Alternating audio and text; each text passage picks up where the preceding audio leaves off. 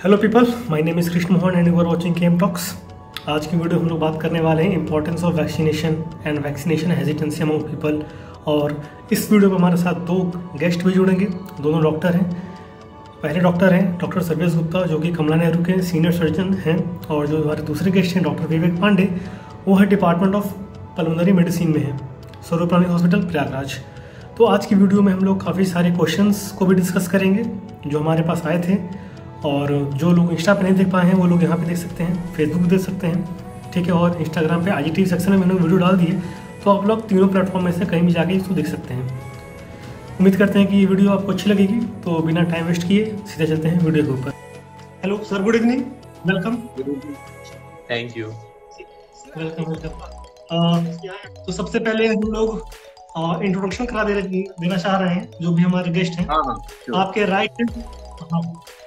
जो आपके right hand side screen पे दिख रहे होंगे, ये है doctor Sarvesh Gupta, department of pulmonary medicine, स्वरूप रानी हॉस्पिटल प्रयागराज। तो सर, कैसा माहौल इस टाइम पे है, क्योंकि सेकेंड वेव आने के बाद काफी भूचाल आ गया है इंडिया में। अगर हम बात करें सेकेंड फेज के बाद जो सेकेंड वेव आई है, तो रियलिटी क्या है उसकी? क्योंकि मीडिया तो कुछ दिनों पहले बता रहा था कि केसेस 4 लाख से ऊपर हो रहे हैं, और अभी 3-4 दिन से न्यूज आ रही है कि केसेस कंट्रोल में है। तो उसकी रियलिटी सर आप ही लोग बता सकते हैं, स्टार्टिंग में डॉक्टर सर्विस। तो भाई जो आपने बोला वो है, वो सबको पता है कि सेकेंड वेव जो है, it has been very devastating for our country. इसके लिए इसको एक्सपेक्ट भी नहीं किया था किसी ने भी, ना गवर्नमेंट ने, ना हेल्थ केयर वर्कर्स ने, ना नॉर्मल पब्लिक ने। नोबडी हैड एक्सपेक्टेड कि second wave will come in such a strong way, and it has caused catastrophic event in our country. It has been devastating and it has taken a lot of lives. So our present situation here, it started in Maharashtra and Delhi, then it is spread across all over the country.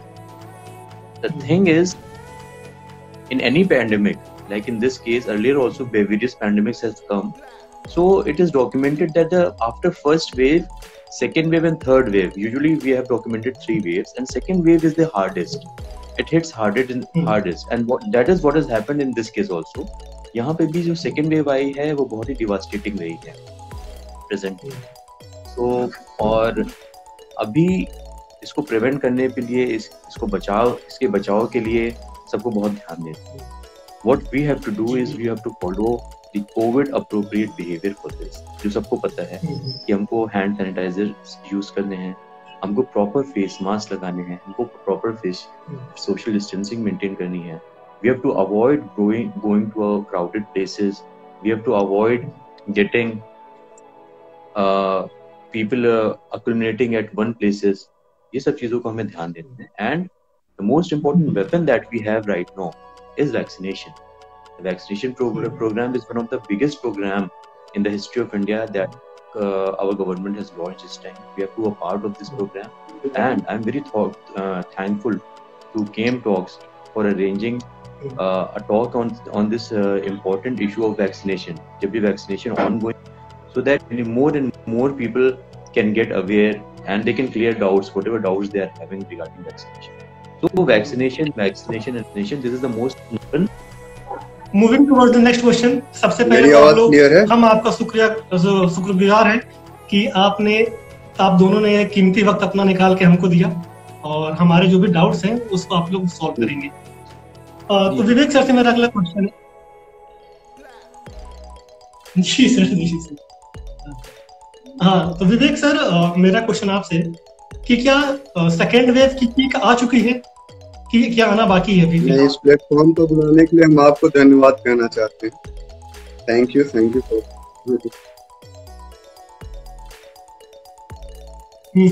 Ji.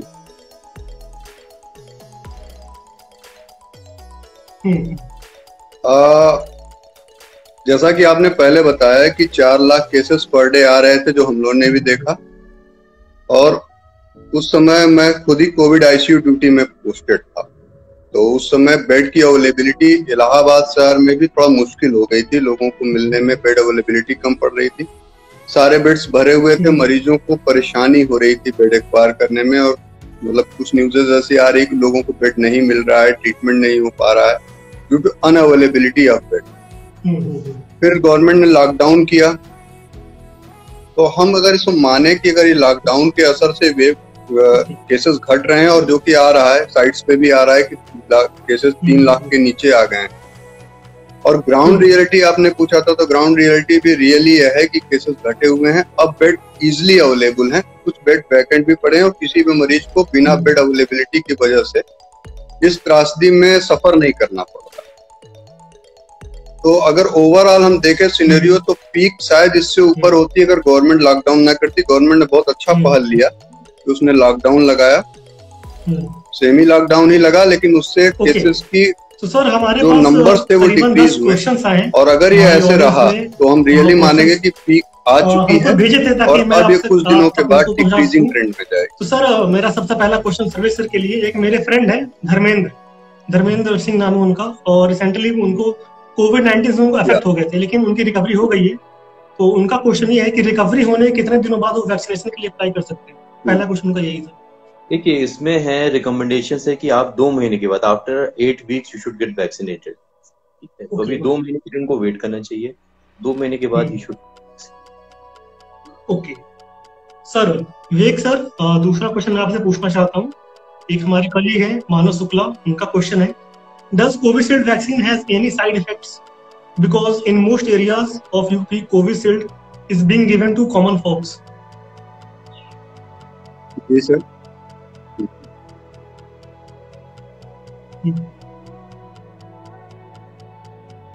Ji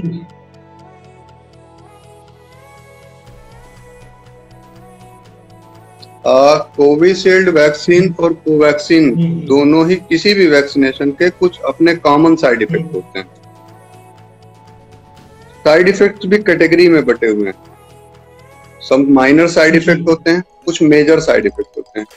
Covishield vaccine का जो सबसे major side effect है उसे हम anaphylactic reaction कहते हैं, जिससे immediate, लेकिन यह बहुत ही कम लोगों में आता है। आप नियर अबाउट 10,000 पर्सन्स को अगर देंगे तो उसमें कहीं मुश्किल से एक व्यक्ति में आएगा या नहीं आएगा। तो ये सबसे सीवियर साइड इफेक्ट है। माइनर साइड इफेक्ट कोविशील्ड के कई लोगों में आ रहे हैं।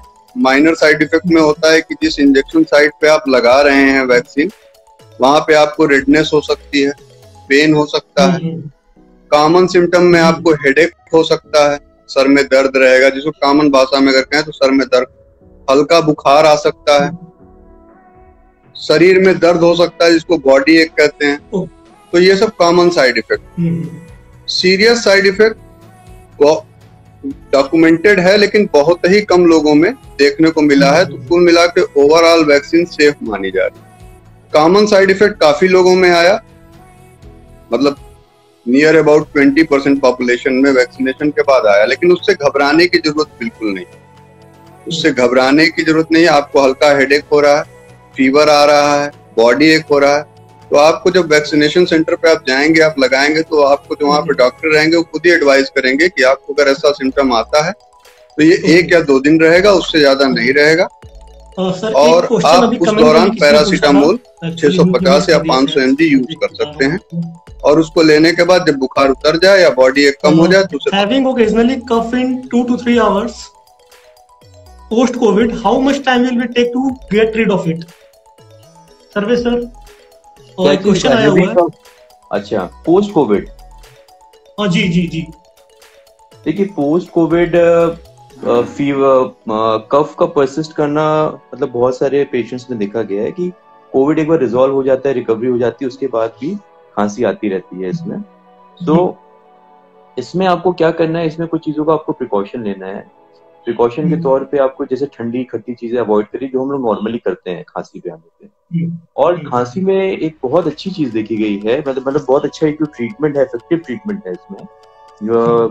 Patients who are having persistent cough, उनको स्टीम और उसके साथ नेबुलाइजेशन लेना चाहिए। Nebulization has helped a lot. There are lot of patients जिनको खांसी परसिस्टेंट आई है, जो कि नॉर्मल मेडिसिन से रिजॉल्व नहीं हुई है, तो नेबुलाइजेशन देते हैं हम इसमें। नेबुलाइजेशन एक तरह का नेबुलाइजर आता है, जो कि आज की डेट में जब से कोविड फैला है, it is a very common thing. घर घर में लोगों ने नेबुलाइजर्स रखे हैं। सिंपल एक डिवाइस होती है, उसमें डुओलिन एंड ब्यूटीकॉर्ड, जो कॉमनली यूज मेडिसिन है, उसको एक रेसिड्यू डाल के उसका भाप लेते हैं। तो it is a very effective way. तो ये कितनों दिन में जाएगा ये कहना मुश्किल है। किसी किसी की खांसी 5 दिन में जाती है, किसी किसी को 1 महीने तक खांसी परसिस्ट करती है।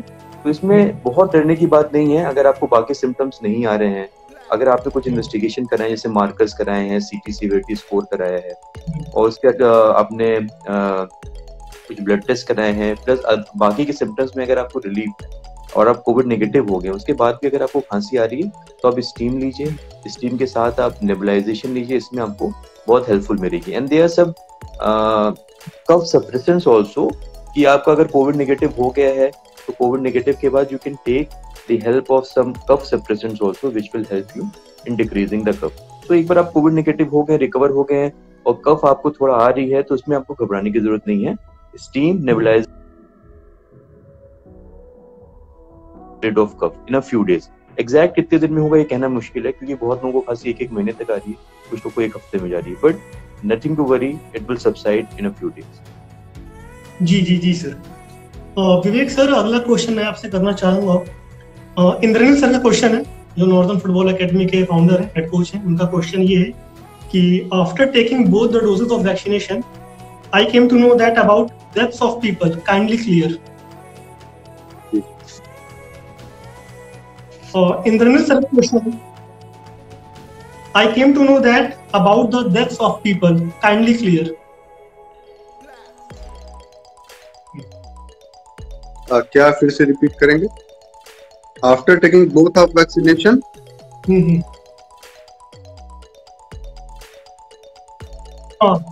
लोग मर रहे हैं। हाँ जी। कॉमन पब्लिक में कितने हुए हैं? तो एक्चुअली वैक्सीनेशन जब स्टार्ट हुआ, आई थिंक आपका क्वेश्चन यह है कि दोनों डोजेस वैक्सीन के ले लेने के बाद भी जी बिल्कुल कुछ लोगों की डेथ हुई है। हाँ, लोग मर रहे हैं। तो गुड क्वेश्चन। देखिए, इसलिए क्या, जब वैक्सीनेशन स्टार्ट हुआ तो आपको ये तो पता है कि सबसे पहला वैक्सीनेशन हेल्थ केयर वर्कर को दिया गया, ये क्लियर है। उसके बाद हमने कोविड वॉरियर्स को दिया। उसके बाद जो थर्ड पर्सन आया वो अबव 60 एंड 45 ईयर के ऊपर वो लोग जिनको कोमार्बिडिटी थी, है ना। तो अगर हम एक लमसम ये आइडिया मान के चलें तो ये वैक्सीनेशन अभी तक में जो मैक्सिमम लोगों को हुआ है, इन्हीं लोगों को हुआ है, जिसमें सबसे ऊपर जो बोथ वैक्सीनेटेड हैं। तो उसमें लोग के टोटल डाटा ये है कि भाई डॉक्टर्स को अगर हम ले एक कम्युनिटी को कि इनको दोनों डोज लग चुकी होगी, अमूमन ये मान के चले। लेकिन कल जो है कल जो है मेडिकल काउंसिल ऑफ इंडिया ने डाटा रिलीज किया कि परसों की डेट में 50 डॉक्टरों की डेथ हुई विद इन 1 डे।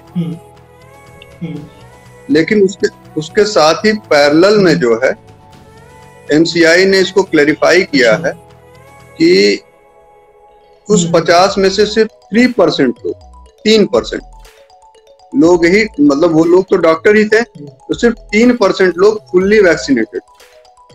अगर आप इसी तरह पब्लिक का भी डाटा लीजिए तो जो है फुल्ली वैक्सीनेटेड में मैं मान रहा हूँ कि 3% में एक रिनाउंस डॉक्टर हैं जो कि यूट्यूब पे काफी आते थे, डॉक्टर के अग्रवाल, दोनों ही वैक्सीनेटेड थे, लेकिन अनफॉर्चुनेटली उनकी डेथ हो गई।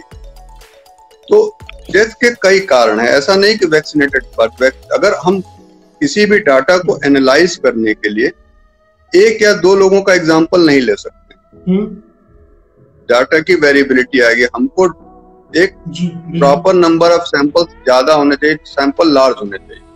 तो ओवरऑल अगर हम कंपैरिजन करें तो हम ये मान रहे हैं कि डॉक्टर कम्युनिटी वैक्सीनेटेड है, मोर देन 60 इयर्स एज वाले लोग वैक्सीनेटेड है।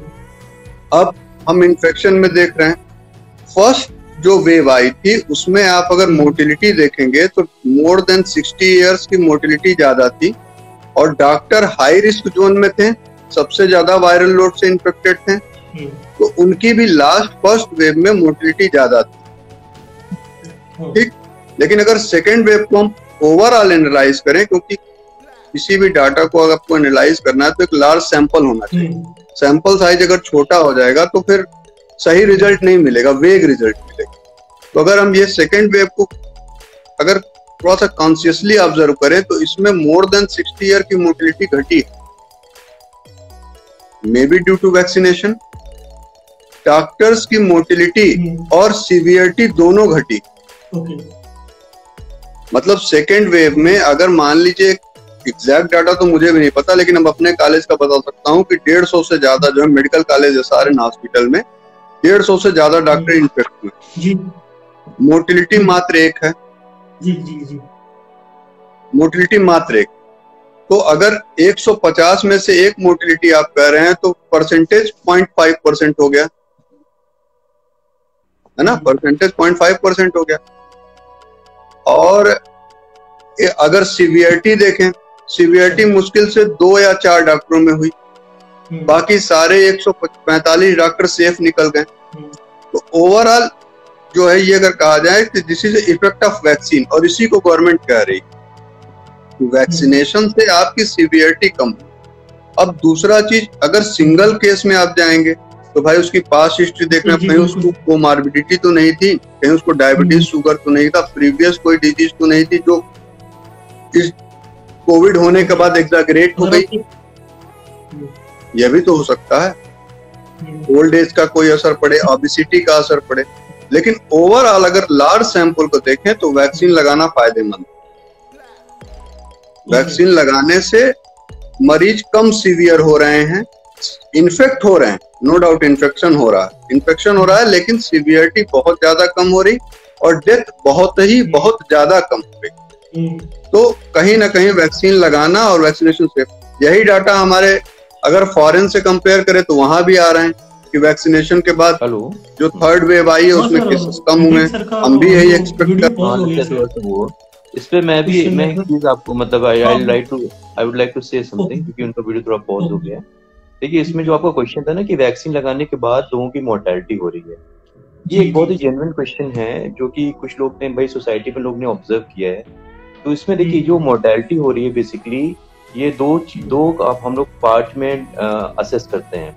जैसे एक पेशेंट, एक कोई है जिन्होंने 2 डोज वैक्सीन के लगवाए, ठीक, तो ऐसे कुछ लोग हैं जिनको वैक्सीन लगी है और उसके साथ उनको कुछ सीवियर बीमारी पहले से है, जैसे कैंसर है या फिर हार्ट की कोई सीवियर बीमारी है, ठीक है, या फिर उनको कोई न्यूरोलॉजिकल बहुत सीवियर है, या तो ओल्ड एज बहुत ज्यादा है, जैसे 80-85 साल के हैं, इस तरह की एज है। और कुछ लोग ऐसे जिनको कोई बहुत सीवियर बीमारी नहीं, ठीक है। तो आप जैसे मैं यहाँ पे कैंसर इंस्टीट्यूट में कंसल्टेंट हूँ, तो हमारे यहाँ भी कोविड हॉस्पिटल बनाया है, तो I am a consultant there in a COVID team. तो कुछ पेशेंट्स हमारे कोविड वार्ड में एडमिट हुए जो कैंसर के पेशेंट्स थे, टर्मिनली इल थे, जो स्टेज 4 कैंसर के पेशेंट्स हैं। अनफॉर्चुनेटली वो कोविड पॉजिटिव हो गए तो उनको एडमिट करना पड़ा। और 1-2 पेशेंट्स ऐसे थे बिकॉज ऑफ उनकी डेथ हो गई, and it was because of cancer and not because of Covid. लेकिन क्योंकि वो कोविड वार्ड में एडमिट थे और उनको वैक्सीन भी लगी थी, और वो they died because of cancer not because of Covid. तो कहीं ना कहीं मोर्टेलिटी में, क्योंकि कोविड वार्ड में बढ़े, कहीं ना कहीं मोर्टेलिटी रिफ्लेक्ट होती है कोविड में, जबकि ये हो जा रहा है। क्योंकि कोविड वार्ड में अगर कोई एक्सपायर कर रहा है तो कहीं ना कहीं उसको कोविड में ही मोर्टेलिटी इंक्लूड की जा रही है, जबकि वो कोविड से नहीं मर रहे हैं। तो ये भी एक रीजन है कि कुछ लोग अनफॉर्चुनेटली एक्सपायर कर गए, not because of Covid vaccination, because of underlying disease, जो उनकी एक बेसिक सिवियर डिजीज है, कैंसर या हार्ट की प्रॉब्लम उससे। और ऐसा बहुत ही रेयर देखा गया है कि भाई मैंने तो आसपास सुना ही नहीं कि कोई एक हेल्दी पर्सन है जिसको वैक्सीन लगी है और वो मतलब एक्सपायर किया हो या बहुत सिवियर रिएक्शन हुए। सो प्रेजेंटली जो सिनेरियो हम बोल सकते हैं कि केवल वैक्सीन को कंसिडर करें, अंडरलाइंग हार्ट डिजीज, कैंसर ऐसी बीमारी को नहीं कंसिडर करें। केवल अगर उनको वैक्सीन लगी है तो उससे बहुत ही कम, हार्डली कोई ऐसा होगा जिसको कोई सिवियर रिएक्शन हुआ हो या मोर्टेलिटी हुई हो, ऐसी कोई बात है। तो it is very safe and it is very effective. Okay sir, Sarvesh sir, दोबारा अगला क्वेश्चन आप ही से कर रहा हूँ मैं। ज्योति पंकज का क्वेश्चन है, सॉरी गुंजन गुप्ता जी ने क्वेश्चन पूछा है, is it safe to give it to pregnant women? अगर हम किसी प्रेग्नेंट लेडी की बात करते, क्या उनको वैक्सीनेशन लगवाना चाहिए कि नहीं लगवाना चाहिए? हाँ, this is a very good question, क्योंकि हमारी सोसाइटी में बहुत सारी महिलाएं हैं, फीमेल से, who are in the reproductive age group.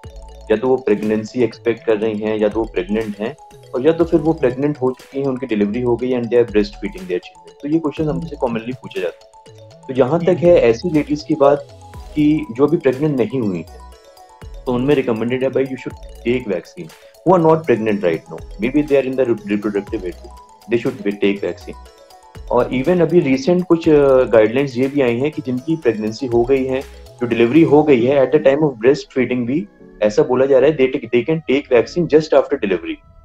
But जो पेशेंट प्रेग्नेंट है एट प्रेजेंट, जिनकी प्रेगनेंसी है, उस पे इंडिया में अभी करंट गाइडलाइंस रिकमेंडेशंस नहीं आए हैं वैक्सीनेशन के। कुछ कंट्रीज में, इवन फॉरेन कंट्रीज में रिकमेंडेशंस हैं वहाँ पे, क्योंकि वहाँ पे ट्रायल्स हुए हैं on pregnant females.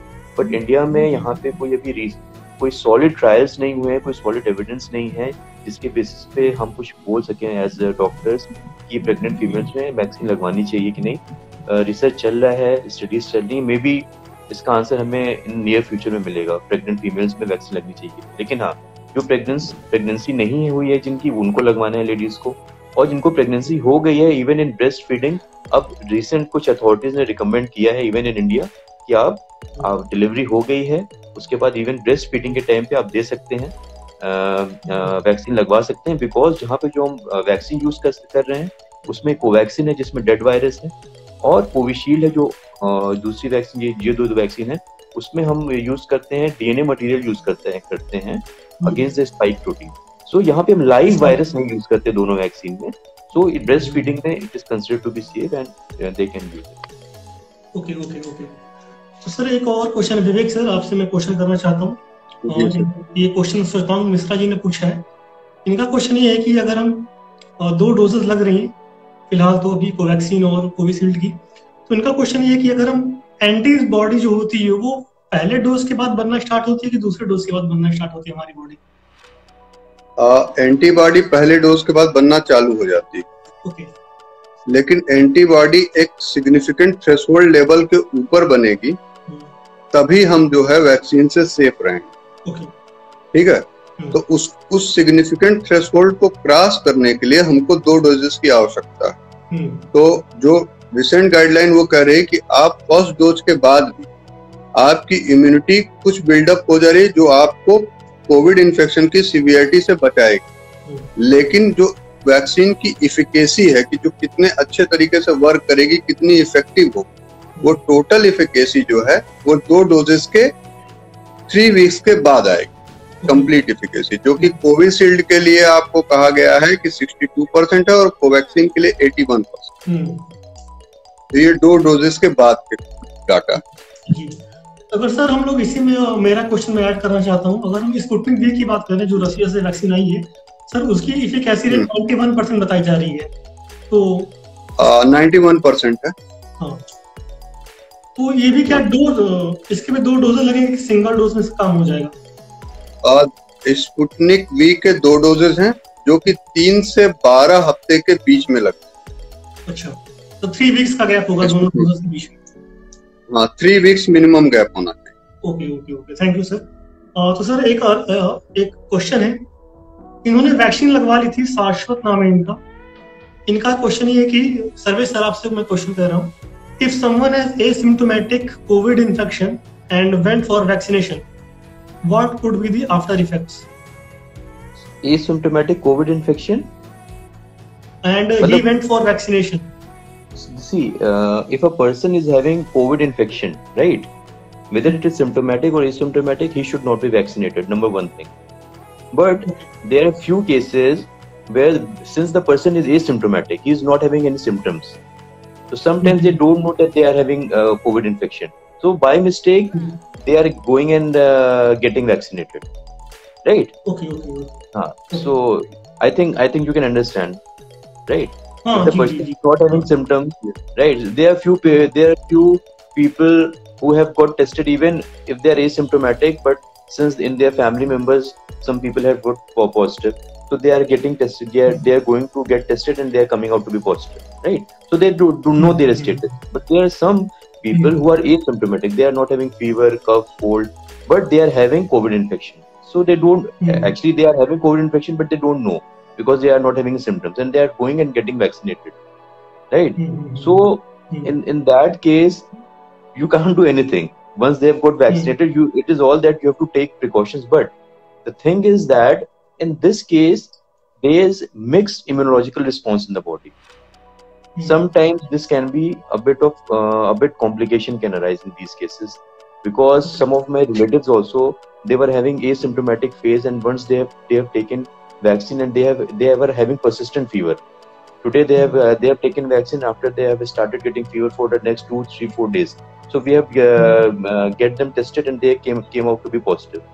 So it means they were positive at the time of vaccination, but they were asymptomatic. They did not know that. That's why they went and they took vaccination.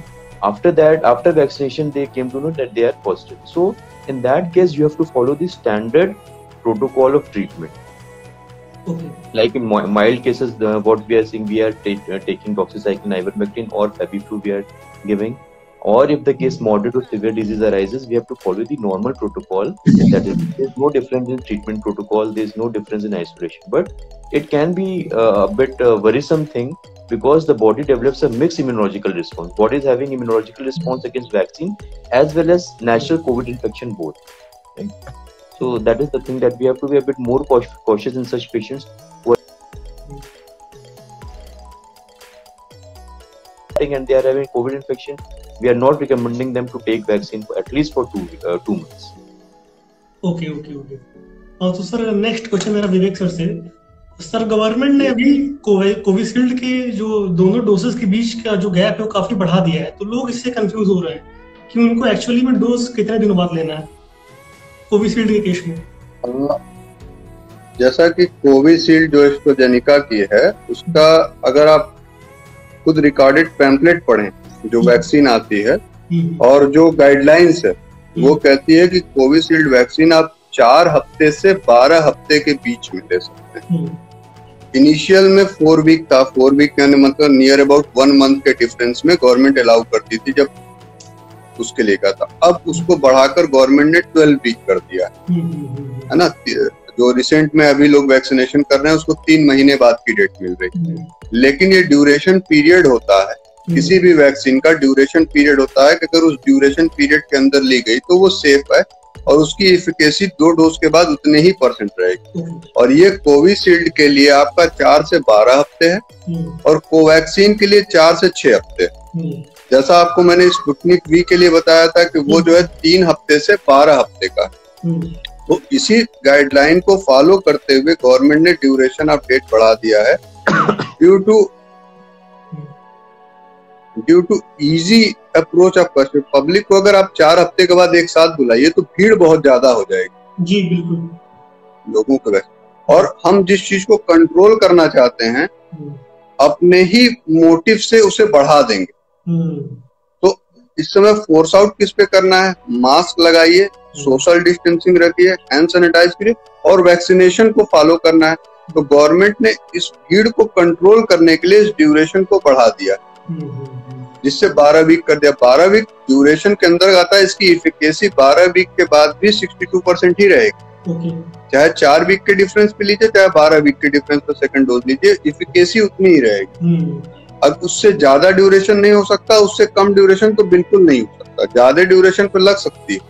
अगर आप by chance भूल गए, miss कर गए तो आप 12 हफ्ते के बाद 13 हफ्ते 14 हफ्ते पे जाएंगे तो आपको बहुत ज्यादा एफिकेसी बनता है. लेकिन 4 हफ्ते से कम नहीं होना तो मिनिमम. इसीलिए गवर्नमेंट जो है 12 हफ्ते के बाद का डेट दे रही है जिससे भीड़ ना हो और सब लोग वैक्सीनेटेड हो जाए. और मैंने आपको ये भी बताया कि पहला वैक्सीन देने के बाद ही एंटीबॉडी बनने लगती है. तो कहीं ना कहीं आप में इफेक्ट तो आ ही रहा है. तो जितने ज्यादा लोग वैक्सीनेटेड होंगे उतने ज्यादा सेफ होंगे. तो ये कहीं ना कहीं गवर्नमेंट का अप्रोच सही है. जी बिल्कुल. सर 2 क्वेश्चन केवल और बचे हुए हैं, ज्यादा टाइम नहीं लूंगा आप लोगों का मैं. सर जो मेरे पास जो सबसे ज्यादा रिकमेंडेशन आई थी जो क्वेश्चंस की, उनमें से मतलब 10 लोगों ने तो केवल ये पूछा था कि कौन सी वैक्सीन बढ़िया है, कोविशील्ड, कोवैक्सीन या फिर हम लोग स्पुतनिक वी का इंतजार करें. पीयूष गांधी जी का क्वेश्चन है और इनके अलावा 10 लोगों ने क्वेश्चन और पूछा था यही कि हमें कौन सी वैक्सीन लेना चाहिए, कोविशील्ड, कोवैक्सीन या फिर स्पुतनिक वी का इंतजार करें हम लोग. सर्वे सर. अब देखिए, मैं मतलब हमसे ये चीज रेगुलर पूछी जाती है हम लोगों से. कोई भी वैक्सीन जा रहा है, जो भी हमारे जान पहचान के हैं, जो हमारे पेशेंट्स हैं, एनीबडी हु कम्स अक्रॉस, जो भी वैक्सीन लेने जा रहा है उसके दिमाग में आज एक क्वेश्चन यही आता है. जैसे इंडिया में अभी प्रेवलेंट है कोवैक्सीन और कोविशील्ड, तो they regularly ask whether we should take Covaxin और कोविशील्ड. अभी कुछ नई वैक्सीन भी आ रही हैं इंडिया में, जैसे स्पुतनिक वी, रशिया की जो वैक्सीन है वो लॉन्च हुई. So what we recommend is the best COVID-19 vaccine for anybody is the first one that is available to you. जो भी आपको पहली वैक्सीन अवेलेबल है, please take that. Don't wait for any specific brand because all are safe, all are effective, and all reduce the risk of severe illness. So please don't wait for any brand. Please don't wait for any specific vaccine. All vaccines are good. All are effective. So जो भी आपको पहली vaccine available हो रही है वो लीजिए, क्योंकि timing is the most important thing right now. आप वेट कर रहे हैं, आपने 1 महीना वेट कर लिया और बाय चांस गॉड फॉरबिड आपको वैक्सीन लगने से पहले थर्ड वेव आ गई या फिर केसेस बढ़ गए, तो that will be a very catastrophic thing. So all vaccines are good and all vaccines have undergone severe regulatory trials. Safety check हुए है प्रॉपर्ली. जो भी इमरजेंसी EUA मिला है, सबको इमरजेंसी अप्रूवल मिला है जितनी वैक्सीन्स को. So government officials and our scientist have worked day and night, and only after that regulations आए हमारे पास. उसके बाद ही वैक्सीन्स लॉन्च हुई है पब्लिक के लिए. सो प्लीज कोई भी अगर बोलता है कि ये वैक्सीन अच्छी है, वो वैक्सीन अच्छी है, अभी वैक्सीन मत लगाओ, please don't have any negative impact. जो भी पहली डोज वैक्सीन आपको शेड्यूल हो रही है एज पर the distribution plan of the government, जो पहली वैक्सीन आपको अवेलेबल हो रही है, please take that vaccine. And one more thing, मुझे बहुत अच्छा इंपॉर्टेंट क्वेश्चन आ रहा है, मेरे पर्सनल लिस्ट पे आ रहा है. एक questions have been are coming. एक मेरे कलीग हैं, उन्होंने पूछा है कि HIV पॉजिटिव पेशेंट्स हैं, उनको वैक्सीन लेनी चाहिए कि नहीं लेनी चाहिए. सो जो भी अभी नॉर्म्स हैं एज पर, उसके हिसाब से even if a person is immuno compromised और HIV पॉजिटिव अगर है, सो कॉशियस होना चाहिए. कोई भी पर्सन जो HIV या किसी कैंसर या किसी भी ऐसी बीमारी से गुजर रहा हो जिससे इम्यूनिटी पे असर पड़ रहा हो, या ऐसी कोई मेडिसिन ले रहा हो, जैसे HIV की ड्रग्स भी इम्यूनिटी पे असर डालती हैं, तो उनको कॉशियस रहना है. लेकिन उनको वैक्सीन लेनी, उनको वैक्सीनेशन प्रोग्राम से कहीं भी एक्सक्लूड नहीं किया गया है. लेकिन हाँ, जो ट्रीटिंग फिजिशियन है उनसे एक बार कंसल्ट करना पड़ता है, क्योंकि पेशेंट की जनरल कंडीशन देखना जरूरी है. Otherwise, if they are normal, if they are healthy, they can be HIV positive, but they are not excluded from the vaccination program. They should take vaccine. Okay. Sir, last but not the least, is Alphabet Street का question ये है कि is vaccination safe for heart patients taking blood thinning medicine? Vivek sir. Vaccination जो blood thinners ले रहे हैं उनके लिए रिलेटिव जो है कंट्राइंडिकेशन में आ रहा है, लेकिन वो ऐसा है कि कंट्राइंडिकेटेड नहीं है, बिल्कुल मना नहीं किया गया. जिस पेशेंट का इसमें एक ब्लड मार्कर होता है INR, अगर INR आपका 2 to 3 के बीच में मेंटेन रह रहा है, ठीक है, और तो आपके लिए वैक्सीनेशन सेफ है. उससे ज्यादा अगर वो बढ़ रहा है तो आपको अपने डॉक्टर से कंसल्ट करना है, उसको कंट्रोल करना है, उसके बाद आप वैक्सीन लगवा सकते. Okay, thank you sir. Time का अभाव है, कोई क्वेश्चंस काफी ज्यादा थे तो सारे क्वेश्चंस हम लोग पूछ नहीं सकते. धन्यवाद सर, आप लोगों का बहुत बहुत शुक्रिया कि आप लोगों ने अपना कीमती समय निकाल के हमको दिया, और काफी अच्छा अनुभव रहा. और उम्मीद करते हैं काफी लोग के डाउट्स क्लियर हो गए होंगे, और जितने भी वैक्सीनेशन को लेके जितना भी भ्रम था लोगों में वो काफी 90% तो क्लियर हो गया होगा मोस्ट प्रोबेबली. कम हुआ. मैं एक चीज और बोलूंगा कि I am thankful to KM Talks. I am to mister Indranil who is from northern football academy. उन्होंने बहुत हेल्प की अरेंज करने में सब चीजें. And I am very much thankful to doctor Vivek. आपको I would like to say doctor Vivek Pandey, वो Day 1 से जब से कोविड पेशेंट्स इलाहाबाद में आना शुरू हुए हैं, वो एज रेजिडेंट यहाँ पे हैं. He is my very good friend. यहाँ पे डिपार्टमेंट ऑफ स्वरूप रानी में है, और वो 1.5 साल से लगातार he is serving Covid patients. 550 patients admit होते हैं. हुए जब पीक चल रहा था तब 500-550 पेशेंट कोविड पेशेंट्स एडमिट थे वहां पे, और उनकी लगातार 1.5 साल से ड्यूटी चल रही है. लगातार से वो ICU में, वार्ड्स में, OPDs में ही इज मैनेजिंग कोविड पेशेंट्स. बहुत ही has worked a lot for humanity, for covid patients, for his department, for everybody has worked a lot. So I'm very thankful to Dr. Vivek. I'm thankful to you also. Very good. Thank you, sir. Thank you, sir. A big thank you for Indran sir for arranging this type of webinar. Hope to see you soon, sir. Stay safe. और आपकी अच्छी health की कामना हम लोग करेंगे, क्योंकि आप ही लोग जो है पूरे देश को संभाल रहे हैं. तो मिलते हैं किसी और, मतलब जल्दी मुलाकात करेंगे सर आप लोगों से. Thank you sir. अगर आपको ये डिस्कशन अच्छा लगा हो तो प्लीज़ अपने दोस्तों के साथ शेयर करिए, उसको ज़रूरत है उसके साथ शेयर करिए और शेयर करते रहिए ताकि लोगों को वैक्सीनेशन के बारे में जो भ्रम फैला हुआ है वो ख़त्म हो जाए और सारे उनके डाउट्स क्लियर हो जाए। मिलते हैं किसी और वीडियो में किसी और टॉपिक के साथ, तब तक जय हिंद, जय भारत, नमस्कार।